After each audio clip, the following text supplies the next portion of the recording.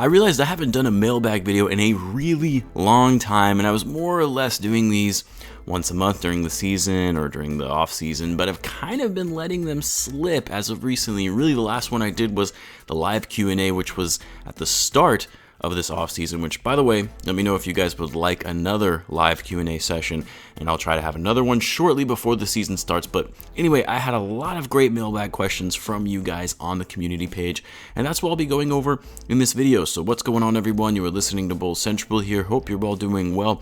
Let's kick us off with our first question, which comes to us from Don L. DeMar will be our late game closer throughout the season. Although Zach is the better shooter and player, I think DeMar is the better one-on-one player and better at creating separation. Do you agree? I agree to an extent. I do think ultimately DeMar is probably the better one-on-one player, and because he has more experience being in the league longer, he's been on winning teams, so I think it's really going to vary depending on circumstance. Like you mentioned, Lavine is still a better shooter and better overall player, and the fact of the matter is Lavine is a much better three-point shooter. So if the Bulls are needing a three, Lavine is going to be your go-to guy. And to be honest, I have a hard time seeing Lavine not being the go-to closer, really just because this is still going to be his team. He's going to be the team's best player. That being said, though, one of the areas in which Lavine did struggle last season was in the clutch. Not all the time, because he did hit some pretty clutch shots, but he also turned the ball over in the clutch. He took some ill-advised shots and tried to play hero ball when the Bulls were behind, or even sometimes playing hero ball when they were ahead. But look, I think we're going to see a different Zach Lavine this season. One in which, he's going to be much more calculated, smarter on the floor in the clutch, and also be, relieved of the fact that he's not taking on the offensive burden with players like DeMar DeRozan or Nikola Vucevic, to where there won't be as much pressure for him to be the main guy every single night. So I do think Lavine will be the late game closer most of the time, not all the time, and he'll defer to one of DeRozan or Vucevic if shots aren't falling for him. Our next question comes to us from The Game. Do you think Zach Lavine, DeMar DeRozan, and Nikola Vucevic will make the Hall of Fame? What players from the Chicago Bulls do you see making the Hall of Fame or getting their jersey retired by the Chicago Bulls? Well, to answer your first question, I would have to say no. I don't think any of these three guys will make the Hall of Fame. The only one that I would potentially see having a chance, and really because he's younger and has more of a career ahead of him to make a case for being in the Hall of Fame, depending on how his career transpires, and that's Zach Lavine.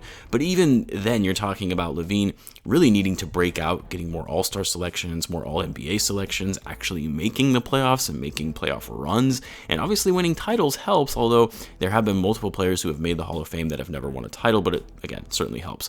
I mean, unless this core big three on the Bulls just goes on an absolute tear and say they win the title for the next 3 seasons, making it more or less a dynasty, which won't happen, but if it did, then yes, there would be much more of a case for all three of these guys to make the Hall of Fame. But as it stands right now, no, and not even really close.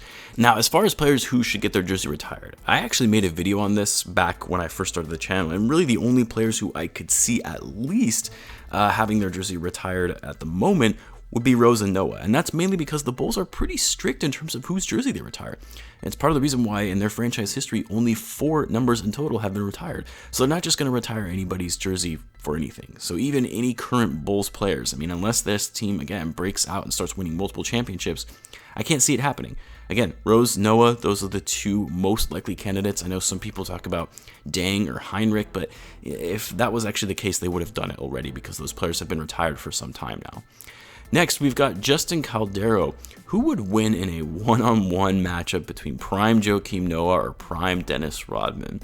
Oh man, this is such a good question, and honestly, it's a pretty tough one because on one hand, you have one of the greatest rebounders of all time, one of the best defenders and scrappiest players you'll ever see in Dennis Rodman, and then on the other hand, you also have another incredible defender and rebounder in Joakim Noah. Both players not the most gifted offensively, and both players are equally as good at getting in their opponent's head and egging them on. But honestly, if I had to choose, and I feel like most people are going to disagree with this one, but I would go with Noah. And really because although Noah wasn't the best offensive player, he was more gifted offensively than Dennis Rodman in terms of having somewhat of a jump shot.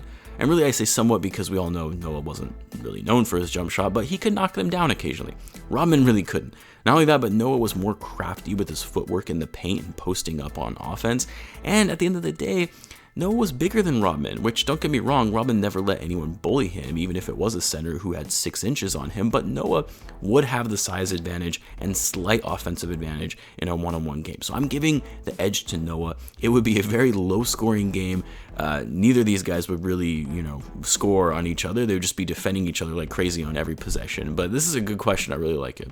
Next, we've got Sparks ZFN. Do you think if around All-Star break the Bulls are a top 5 seed led by DeRozan, Vucevic, and Lavine, all 3 will make the All-Star team? If it's just a top 5 seed, I don't think all 3 will make it. Unless the Bulls have the best record in the East, then I think all of them could make it. I do think the Bulls have a top 5 seed if they are to finish or at around the All-Star break with a top 5 seed, which is a drastic improvement from last season based on where they were at last year's All-Star break.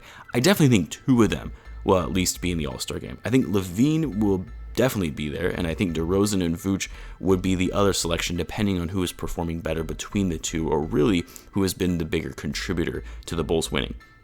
Next, we've got Nick Boswell. Where do you think Lauri will end up? Honestly, man, I have no idea at this point. I mean, every time we hear that there is a potential team that is interested in him, it slowly fizzles out.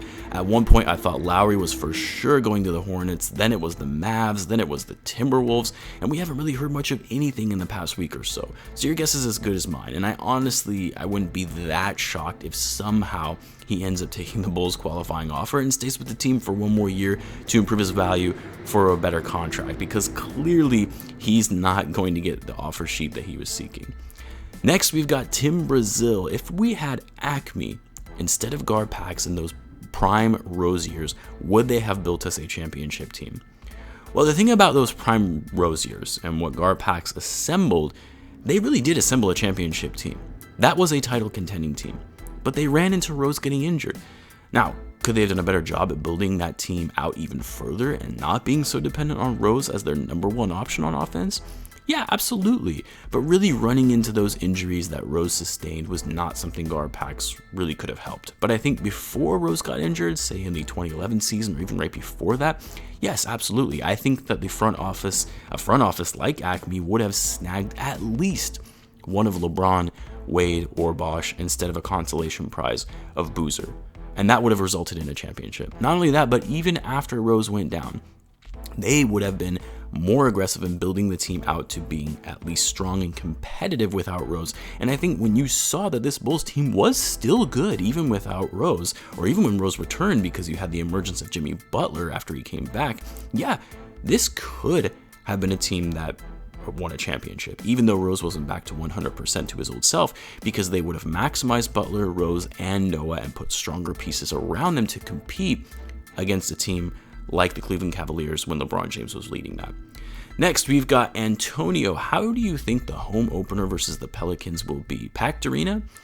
I mean, as long as there aren't any COVID restrictions limiting the number of fans in the stadium, which very well could be the case still, but if not, yeah, absolutely a packed arena. I mean, even when the Bulls were bad, they always managed to sell out the United Center. That's one reason why the Reinsdorfs were always so cheap and didn't care about going after big names, because no matter how bad the team was, the money was always still coming in. But anyway, yes, I think the stadium will be packed as long as it's allowed to be at full capacity, and people are going to be super hyped to get a look at this new Bulls team. Not only that, but we'll be facing Lonzo's former team, and you always want to get a chance to get a look at Zion Williamson. So yes, the UC is going to be lit that night. Next, we've got Tony DiNardo. Do you think there is any kind of chance that the Bulls finish as the 2 or 3 seed this year? No. I mean, there's always a chance, right? There's always a chance that Giannis could get injured. There's always a chance that the Nets deal with injury issues yet again that prevent them from being one of the best teams in the East. I'm not saying it's out of the realm of possibility. I think a 2 seed is very unlikely because I don't see the Bulls finishing above the Bucks or the Nets. 3 seed, a little more likely, but still hard pressed, because then you also have strong teams in the East like the Heat, even the Sixers, depending on who they trade for Ben Simmons, the Hawks, the Celtics, or even the Knicks. Not saying all these teams are going to be better than the Bulls, because I actually think the Bulls have the ability to be better than teams like the Knicks, Celtics, or even the Hawks, but to finish with a 3 seed in the East is very unlikely. A 2 seed, probably even out of the question at this point. But as I said, anything can happen. This Bulls team can really wow us and exceed all expectations, or one of the top teams could have an unexpected injury that holds them back, which I don't wish upon any team because injuries suck, and I think the league is much more exciting when all players are playing fully healthy. But again, it's always possible. So you're telling me there's a chance? Yeah! Next, we've got James Nieto, honest win-loss prediction for this upcoming season. If the Hawks won 60 with Kyle Korver as an All-Star, I don't see why the Bulls couldn't finish with 50 wins. Well, let me just say first that Korver should have never been an All-Star that season. That was an absolute joke. He had a great year and the Hawks were a great team, but he shouldn't have been an All-Star. But as for my honest win-loss prediction, I mean, look, this Bulls team is going to be better than they have been for a long time. They will without a doubt be an above 500 team barring any major injuries. But I also think there will be a bit of a learning curve with this team getting used to each other to start the season, which will impact their overall record for the season. So as much as I would like to think that the Bulls will be a 50+ win team, my prediction is that they'll likely finish somewhere in the 46 to 48 win range, which I think will be enough to finish as a top 6 team in the East. Let's do one more, and this one comes to us from Francisco. Do you think the Bulls will sign a big name free agent next offseason? If so, who?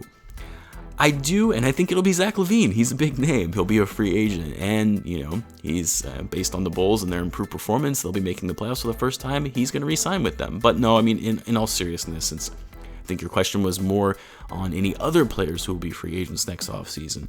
It depends on how the Bulls perform. One issue is that they're going to not really have any cap space given the guys that they have under contract right now. And on top of that, needing to pay Lavine for his extension.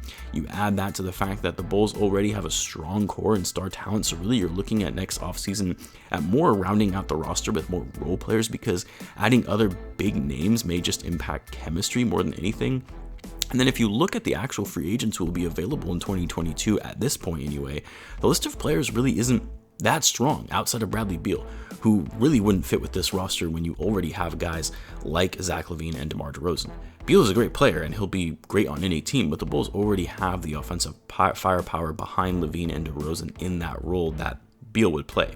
Again, if you look at all of the potential free agents that were expected to be available in 2022, most of them have signed extensions with their respective teams. You get guys like Kevin Durant, Steph Curry, Jimmy Butler, Kawhi Leonard if he was to accept his player option, which he didn't. So really there aren't that many big names available outside of Beal. And not only that, the Bulls just can't afford another big name. And again, if it's Beal, he doesn't really fit this roster.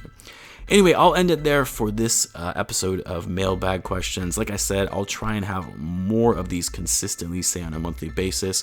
Let me know if you guys would be interested in me doing a live Q&A before the season starts, similar to what I did after the season ended. Let me know in the comments, and as always, be sure to subscribe if you're a Bulls fan, as I do post daily Bulls content. Thanks again for tuning in, guys, and I will catch you in the next one.